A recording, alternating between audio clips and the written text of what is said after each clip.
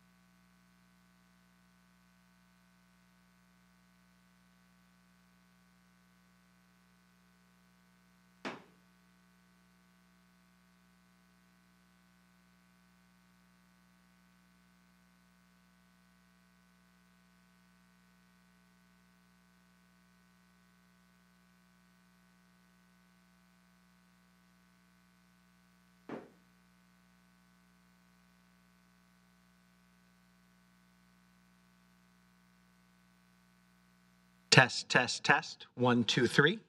Test, test, test, 1, 2, 3.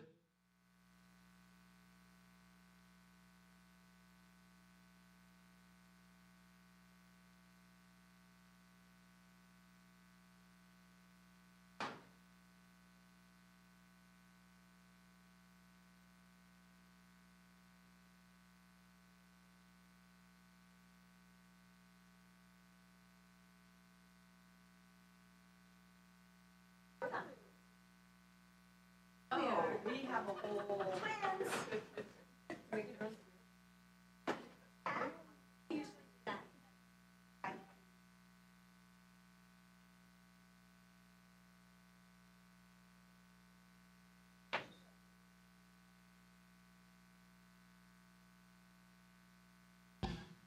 Test, test, test, 1, 2, 3.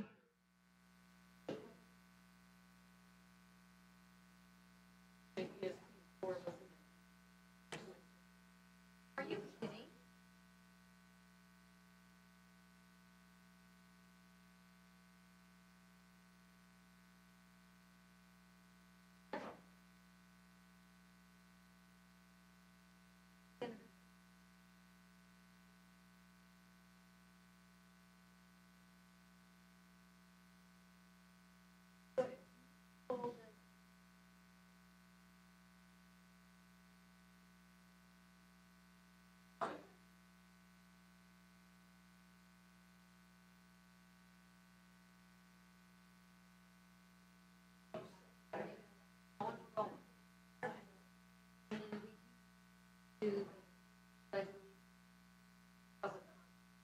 So far, no.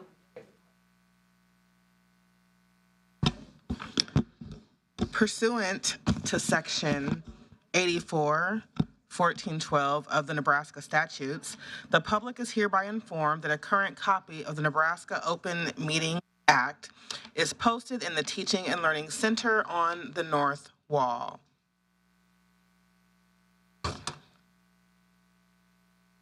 Please stand and join me in the Pledge of Allegiance. I pledge allegiance to The flag of the United States of America and to the republic for which it stands, one nation, under God, indivisible, liberty and justice for all. Dr. McFarland. Whoa. Now it's working. Dr. McFarland, roll call, please. Burdenberger. Present. Snipes. Present. 2 present.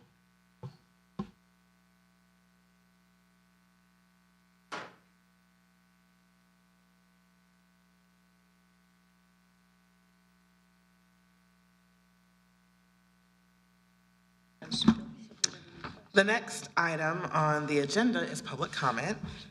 We have no speakers who have submitted a request to speak form, so we will will move on to new and miscellaneous business. Moving on to E1A, American Civics Committee meeting. Our speakers this evening are Lindsay Beanie and Carolyn Roby.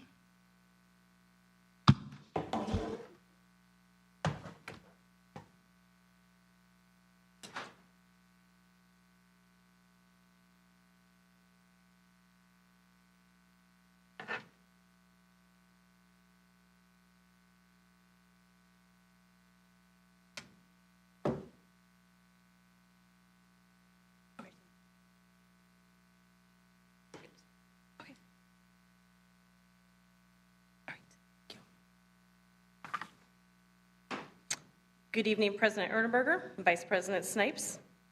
My name is Lindsay Beanie, Secondary Social Studies Teaching and Learning Consultant. And I'm Carolyn Roby, Elementary Social Studies Teaching and Learning Consultant. Our purpose is simple but vital. We're dedicated to ensuring that all our youth are provided the opportunity to become competent, responsible, patriotic, and civil citizens. We believe that by fostering these qualities, we can help shape a future where students not only understand their rights and responsibilities, but also actively engage with and contribute to their communities. In alignment with the purpose and vision of this committee, we want to connect back to the role this committee has played in recent years related to a key provision outlined in State Statute 79-724. Review and approve the social studies curriculum. In spring 2023, this committee approved and the Board of Education adopted our social studies high quality instructional materials. The high quality instructional materials are aligned to Nebraska State social studies standards and engages students in inquiry, connects learning to the real world, and supports the needs of all learners. Since the adoption of our high quality instructional materials, professional learning aligned to our moonshot and the science of reading has supported teachers in learning how the curriculum engages students in standards-aligned instructional tasks and grade-level reading and writing. Through learning walks and fidelity checks, we're supporting consistent implementation of these materials in classrooms and continued growth in student engagement and learning to ensure all students have the opportunity to become competent, responsible, patriotic, and civil citizens. In August and October this year, social studies teachers at the middle and high school level engaged in professional learning sessions focused on deepening understanding of grade level reading and writing.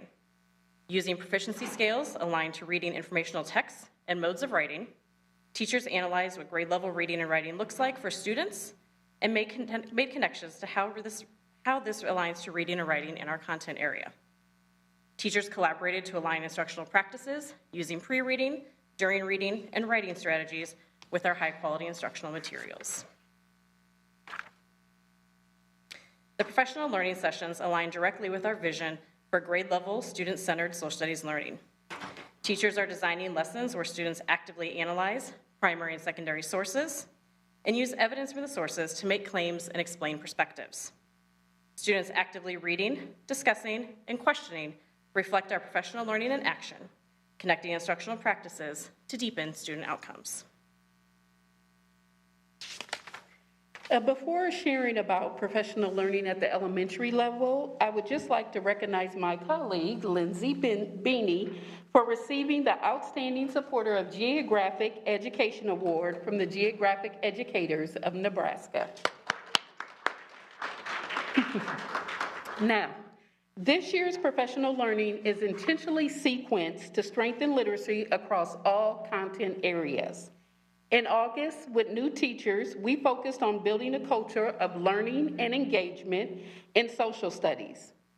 October's district professional learning deepened the work through fluency on how to understand, teach, and assess it, using Reader's Theater from our high-quality instructional material of HMH and Impact Social Studies. Why Reader's Theater? Because it improves reading fluency and comprehension, it builds confidence in public speaking, it encourages teamwork and collaboration, and it enhances listening and communication skills. Next week, TLCs will be collaborating with Apple trainers and will lead some sessions at Catlin Elementary for our Apple Distinguished Schools, highlighting how iPads can be used for creation over completion through literacy integrated stations, and one of those being social studies. In January, new teachers will continue exploring how literacy practices are embedded within science and social studies, creating a cohesive, connected approach to literacy and learning district-wide. Learning walks are being conducted at the high school level and are a shared practice designed to strengthen our system's capacity to deliver on the promise of grade-level instruction for every student every day. Learning walks strengthen the collaboration and instructional leadership of TLCs, curriculum specialists, department heads, and instructional facilitators, and are designed to reinforce the implementation of high-quality instructional materials and science of reading practices, center observations on how students are engaging with high-quality, standards-aligned instructional tasks, and identify patterns and trends that inform targeted, school-based professional learning. Learning walks are not evaluative. They are a tool for growth, supporting continuous improvement through curiosity, collaboration, and a deep commitment to ensuring every student receives rich, grade-level instruction every day. Curriculum and instructional support staff are conducting ongoing fidelity checks to ensure consistent, effective use of our high-quality instructional materials.